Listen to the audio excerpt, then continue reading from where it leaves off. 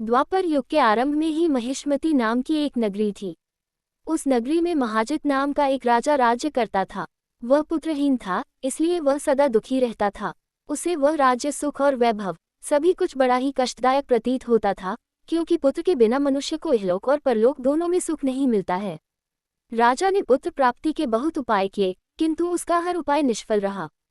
जैसे जैसे राजा महाजित वृद्धावस्था की ओर बढ़ता जा रहा था, वैसे वैसे उसकी चिंता भी बढ़ती जा रही थी। एक दिन राजा ने अपनी सभा को संबोधित करके कहा, न तो मैंने अपने जीवन में कोई पाप किया है और न ही अन्यायपूर्वक प्रजा से धन एकत्रित किया है, न ही कभी प्रजा को कष्ट दिया है और न कभी देवता और ब्राह्मणों का निरादर किया है। मैंने प्रजा का सदैव अपने पुत्र की तरह पालन किया है, कभी किसी से ईर्ष्या भाव नहीं किया, सभी को एक समान समझा है। मेरे राज्य में कानून भी ऐसे नहीं है जो प्रजा में अनावश्यक डर उत्पन्न करें। इस प्रकार धर्मयुक्त राज्य करने पर भी मैं इस समय अत्यंत कष्ट पा रहा हूँ। इसका क्या कारण है? मेरी समझ में कुछ नहीं आ रहा है।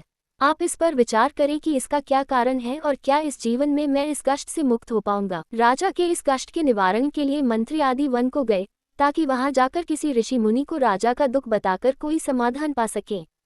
वन में जाकर उन्होंने श्रेष्ठ ऋषि मुनियों के दर्शन किए। उस वन में वयोवृद्ध और धर्म के ज्ञाता महर्षि लोमश भी रहते थे।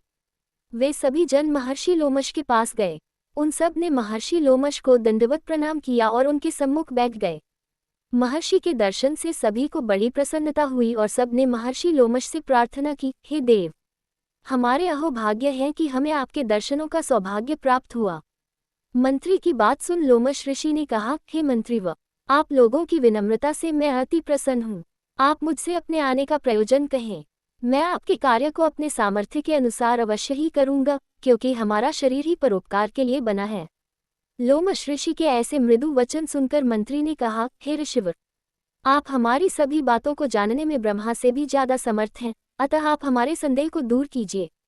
महिष्मती नामक नगरी के हमारे महाराज महाजित बड़े ही धर्मात्मा व प्रजावत्सल हैं। वह प्रजा का पुत्र की तरह धर्मानुसार पालन करते हैं, किंतु फिर भी वे पुत्रहीन हैं। हे महामुनि, इससे वह अत्यंत दुखी रहते हैं। हम लोग उनकी प्रजा हैं। हम भी उनके दुख से दुखी हो रहे हैं, क्योंकि प्रजा का ये कर्तव्य है कि राजा के सुख में सुख माने और दुख में दुख माने। हमें उनके पुत्रहीन होने का अभी तक कारण ज्ञात नहीं हुआ है, इसलिए हम आपके पास आए हैं।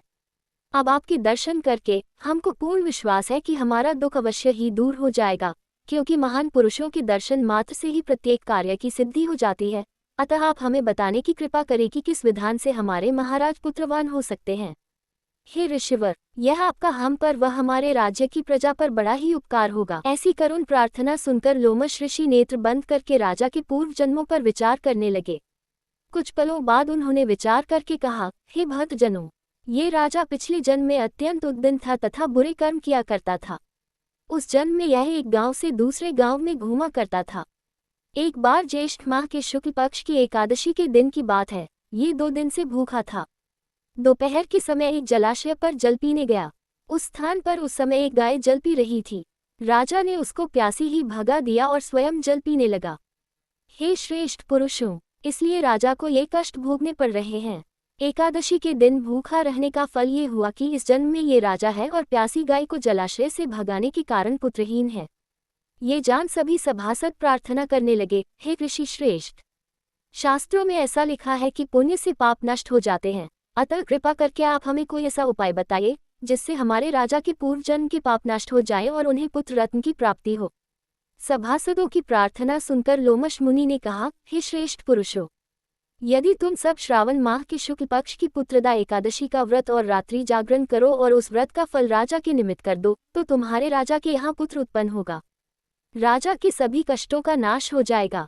इस उपाय को जानकर मंत्री सहित सभी ने महर्षि को कोटि कोटि धन्यवाद दिया तथा उनका आशीर्वाद लेकर अपने राज्य में लौट आए। इसके बाद उन्होंने लोमश ऋषि की आज्ञानुसार पुत्रदा एकादशी का विधान पूर्वक उपवास किया और द्वादशी को उसका फल राजा को दे दिया। इस पुण्य के प्रभाव से रानी ने गर्भ धारण किया और 9 माह पश्चात एक अत्यंत तेजस्वी पुत्र को जन्म दिया। इसलिए इस एकादशी का नाम पुत्रदा पड़ा। पुत्र की इच्छा रखने वाले मनुष्य को विधान पूर्वक श्रावण माह के शुक्ल पक्ष की एकादशी का व्रत करना चाहिए। इस व्रत के प्रभाव से इहलोक में सुख और परलोक में स्वर्ग की प्राप्ति होती है।